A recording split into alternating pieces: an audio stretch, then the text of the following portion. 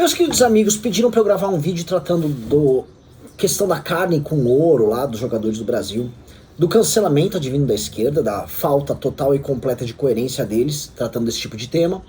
Falaram para eu fazer um vídeo sobre aquela Wandinha, de uma série agora que tá na Netflix, né, sobre uma atriz, enfim, que tá estourando agora nas redes sociais.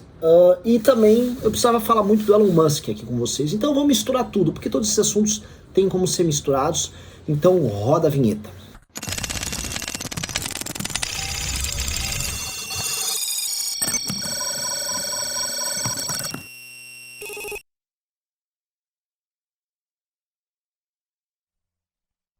Meus amigos, antes de continuar, vamos lá. Vou fazer aquele pedido para vocês. Eu não estou aqui nos estúdios do MBL, tá? Tirei uma folga dia de jogo do Brasil, mas não vou ter folga para avisar vocês que nós temos um conteúdo muito melhor, muito mais aprofundado do que a gente está falando aqui no Clube MBL, que está aqui embaixo, clubembl.org.br. Custa R$1 por dia, a gente aprofunda o conteúdo que nós fazemos, tá? Ou seja, sai um relatório enorme sobre o Elon Musk, prevendo essas coisas que estavam rolando. Inclusive, antes de ter tido agora a treta que ele abria a caixa preta do Twitter, mostrando que ele vai ser o grande nome da direita mundial, e já é. Então vem fazer parte do clube, que se você quiser conhecer mais, entender mais, e entender inclusive como a gente raciocina, a forma como a gente age politicamente, tá lá no clube. Bora? Então vamos lá, olha só galera. Houve essa polêmica vazia sobre o lance da carne com ouro, né? Onde eles foram no restaurante Nusser Eat do South Bay, junto com o Ronaldo, né, o fenômeno. E aí eles começaram a ser cancelados novamente, né? A esquerda começou a cancelar, aí vem aquele padre Júlio Lancelotti de comportamento pessoal bastante curioso, veio a Mili Lacombe, veio toda aquela gentalha da esquerda iniciando mais um processo de cancelamento na seleção brasileira. Lembrando que esse não é o primeiro, o principal deles foi o uso do Neymar como bode expiatório, como, vamos dizer, ele é um cara do Bolsonaro aqui, portanto ele tem que ser destruído. E a deificação do Richarlison, porque supostamente, de acordo com essas pessoas, ele fez o L, né? Então ele é um lulista, portanto o Richarlison, ele representa o Brasil. Porém, né, nada do que a esquerda faça vai dar certo, e tudo que a esquerda vai tentar é necessariamente forçado nesse caso, e a gente precisa compreender, porque a esquerda, antes de tudo, não gosta de futebol. Mais do que isso, a esquerda não gosta de esportes masculinos, e esporte só tem graça para a esquerda caso seja um instrumento para lacrar. Portanto, a esquerda tem que gostar de futebol feminino, a esquerda tem que defender que transexuais participem de esportes femininos, e ela pode gostar quando, por exemplo, algum atleta negro se ajoelha lá para falar do Black Lives Matter. Se não é sobre isso, a esquerda não gosta de esporte, até porque um esporte trabalha com a ideia de construção pessoal, disciplina, dedicação, ser aguerrido. Esporte em grande medida também é guerra simulada, portanto são coisas que a esquerda, que está permanentemente em desconstrução, não gosta. Então a esquerda não gosta de esporte, a esquerda não gosta de futebol, especialmente a esquerda pós-moderna. Alguém vai falar, mas Renan, tem esquerdista lá, tem o Trajano, o Juninho Pernambucano, pois é, tem isso aí, mas esses caras têm que ficar lidando com essas contradições. Via de regra, a esquerda pós-moderna, ela vê o esporte só como um instrumento de propaganda. Então, como eles não gostam da coisa, eles vão ficar arrumando esses ataquezinhos de qualquer maneira. O contra o Neymar foi o mais baixo possível, e agora esse aqui, né, virou meme na internet porque todo mundo começou a demonstrar que eles são contraditórios. Veja, no mesmo dia que eles foram no Nusser Eat, lá que é o restaurante do South Bay, que é muito caro mesmo, é um restaurante de ostentação em que a pessoa paga por uma experiência caríssima lá, o cara vai lá, joga o sal, porque o cara é um influenciador e tal. O Fábio Porchat, que é um cara da lacrosfera, também foi, e ninguém fala nada. Assim como ninguém fala nada da Janja com a camisa cara dela, assim como ninguém fala nada do relógio do Lula, assim como ninguém fala nada do padrão de vida caríssimo e luxuoso que grande parte, na verdade a maior parte da esquerda brasileira vive às custas, na maior parte das vezes, de dinheiro público ou de roubo. Que, vamos falar a verdade, políticos de esquerda que têm vidas luxuosas fizeram isso via roubo, tá? Não tinham negócios especiais. Então assim, é uma contradição violenta, uma contradição grosseira, mas como o caso ali, os caras não gostam da seleção, eles lidam com a contradição, eles topam tomar uma invertida, caso isso sirva para alimentar este sentimento ruim que já existe. E esse é o negócio, né? Para essa massa que acompanha essas páginas de esquerda, essa sensação ruim já tá lá. Ela já existe. Então não importa que, mas o Lula tá com o relógio lá, Patek Philippe, caro pra caramba. Dane-se, o Lula pra eles pode. Nem adianta a gente mostrar contradição nenhuma. Quando a gente mostra a contradição, isto apela para o nosso próprio público que fala, é verdade, olha só como eles são contraditórios, malditos. Mas, para a esquerda, dane-se. A Janja pode usar uma camisa de 200 mil reais se ela quiser. Tá permitido para eles qualquer coisa, tá? Segunda coisa que eu acho que é interessante a gente colocar em perspectiva aqui.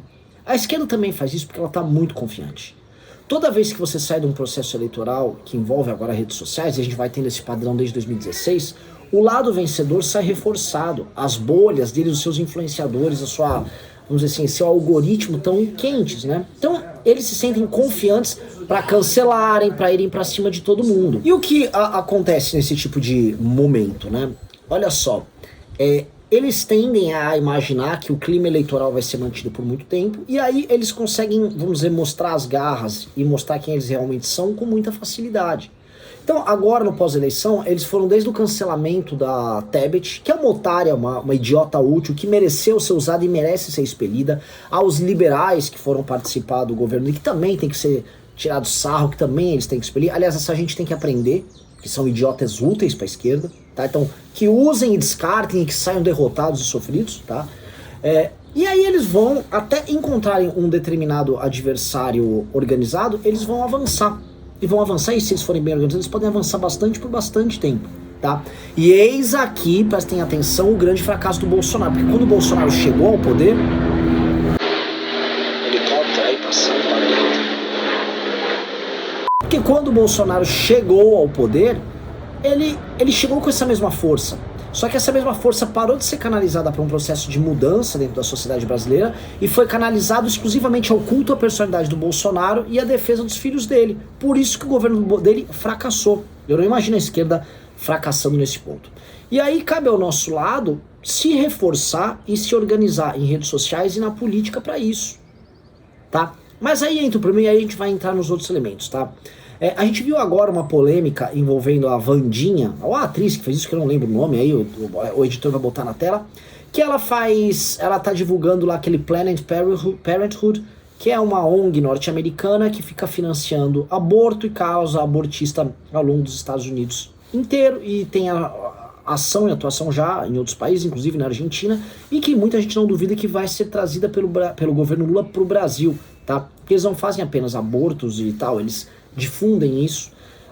Isso é mais um braço do que a gente chama de cultura woke, né? Então você vê que a menina é uma atriz, a primeira coisa que ela faz é botar no perfil do Instagram dela o Planned Parenthood, tá? Só como um instrumento de propaganda que fala, putz, essa galera realmente tá doidaça das ideias. E sim, a esquerda progressista, ela está doidaça das ideias, ela está avançando demais, ela não para de avançar. E aí eu vou linkar aqui com o Elon Musk, porque as redes sociais se tornaram um ambiente perfeito para isso, tá? Como o que ele fez agora, ele vazou, vamos dizer, e-mails internos do Twitter demonstrando que houve uma atuação seletiva para proteger o Biden nas eleições de 2020, não decisivo, isso não mudou o rumo das eleições, mas que há viés há, ele deixou claro que o rei tá nu, e que as redes sociais estão lá para beneficiar a esquerda, sim, tá? E eu acho que esse benefício não acontece só em mascarar links e cliques de coisas que são ruins para a esquerda, não, tá? Derrubar perfis de adversários da esquerda, mas há vamos dizer, um algoritmo preferencial para os temas ligados a eles. Isso para mim é muito óbvio. Sei que isso acontece aqui também, tá? Conversando até com executivos de empresas desses big techs. E como o Elon Musk mostrou que o rei tá nu, esse tipo de ação que envolve desde cancelamento à imposição desse tipo de agenda, gente, isso acontece com o apoio e com o suporte dessas instituições, dessas grandes empresas de rede social, tá? Portanto, tá, dos cancelamentos a isso, o que a gente pode depreender para a gente poder fazer um raciocínio interessante?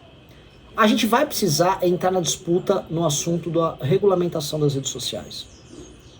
Por mais que haja aquela infantilidade liberal, olha, são empresas, eu sempre, ai, como você vai querer regular uma empresa, crie você sua própria rede social, como se fosse, eu vou abrir um botequim na rua e vou abrir também um concorrente pro grupo Meta, né?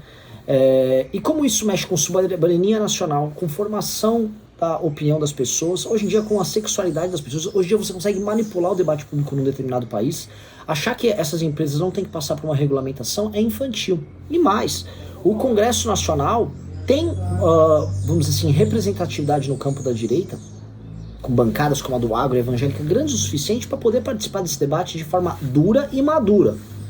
E não mais manter essas bancadas como, vamos dizer, adeptos de um bolsonarismo infantil. Mas tem que ver se o pessoal vai querer entrar nesse tipo de debate. Né? O fato é, se não entrar nesse tipo de debate, a esquerda vai avançar sobre isso. E também não vai ter um Elon Musk que vai comprar o Facebook, ou um Elon Musk que vai comprar o Google. Isso não vai acontecer, entendeu? O que o Elon Musk está fazendo é um jogo que está colocando seus concorrentes agora sob pressão nesse determinado tema. Mas para mim é muito óbvio, o PT quer tratar da regulamentação para aquilo que lhe convém, aquilo que lhe interessa, mas nós temos que tratar disso aí também. Essas empresas não podem privilegiar determinados tipos de conteúdo, especialmente que envolvem sexualização de crianças, tem que ser proibidos. Aí tá aí eu pergunto, por que a bancada evangélica, em vez de ter ficado todo esse tempo só cuidando da proteção daqueles pastores que estavam roubando no Ministério da Educação, ou da Educação do André Mendonça, que tá passando pano pra pastor ladrão, por que eles não cuidaram desses temas que envolvem moral? Repara que nada andou nesse tipo de área. Pois é, mas tá na hora de andar. Tá na hora disso aí andar. Entendeu? Essa galera da cultura do cancelamento, essa galera da esquerda, se não encontrar limite não vai haver, e eles vão avançar. E vão avançar cada vez mais. Tá? Então, da cultura do cancelamento em que esses jogadores, coitados, são incapazes de se defender, até o que a gente consegue ver através do uso das redes sociais, os prognósticos, assim, eles são um pouco melhores agora com o Elon Musk, né? Mas eles ainda não são bons, entendeu? O nosso futuro ainda me soa muito sombrio. Mas temos que continuar a luta. Nós temos instrumentos para lutar, eles supostamente foram eleitos com essa base, tem que ver se, enfim, nós temos organização e capacidade de enfrentar esse monstro que vem aí. Esse foi meu recado, beijos e abraços para todos vocês.